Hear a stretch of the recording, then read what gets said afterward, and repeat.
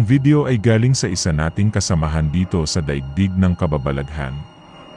Natuklasan niya ang punong ito ng balete sa pamamagitan ng isang panaginip, kung saan sang-ayon sa kanya may kausap siyang isang duwende na nagturo ng lugar kung saan matatagpuan ang baleteng ito.